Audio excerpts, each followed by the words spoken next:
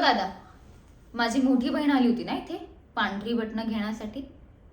दिली का नाही तो तिला? का म्हणून तुम्ही तिला ह्या दुकानातून त्या दुकानात फिरवलं? हा ओ दादा, तुमच्याशी बोलतीये मी. इग्नोर नाही करायचा, इग्नोर नाही करायचं. हा, मी जर चिडली ना परत ती चीन्स पोकळी अख्खी हवा गरम होईल, समजलं ना? हो, अशीच बोलते मी, एकदम पॉवरफुल. टॅलेंट आहे आपलं हे. जेव्हा मी बोलते ना तेव्हा सगळे लोक टाळ्या वाजवतात, समजलं ना? हा, जाओ तुम्ही तुमची कामं करा आणि ती बटणं आणा. हा, साधी पोरगी दुसरे नाही का लगेच डोक्यावर तोरा तुमच्या. भिडायचं काम नाही, भिडायचं काम नाही. हा, जाओ जा.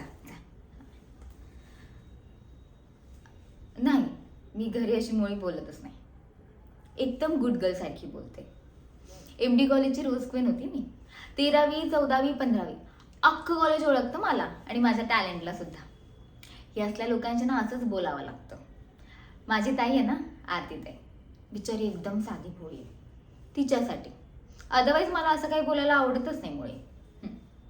आई म्हणते, अमूल्या, हे तू असे बोलणार असशील ना तर तुझं लग्न बाई अवघडच आहे. पण तिला काय माहिती, ही बोलणंच आपला टॅलेंट आहे. हा, पण माझी स्वप्न ना फार मोठी आहेत. म्हणजे परळच्या बिल्डिंग्स आहेत ना त्यासारखी उंच आणि मोठी. बाबांसाठी ना एक सूट शिवायचा आहे, कमालीचा सूट. म्हणजे आयुष्यभर ते कंडक्टरच्या युनिफॉर्ममध्ये होते, आता मला ना त्यांना सूटमध्ये बघायचं आहे. मस्त दिसतील ना?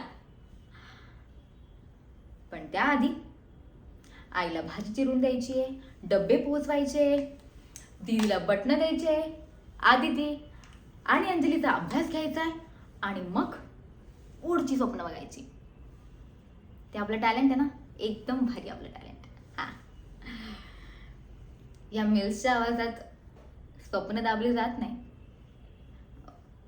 हो, घाबरते मी थोडी, पण त्याहून जास्त उत्सुक आहे. आलीच.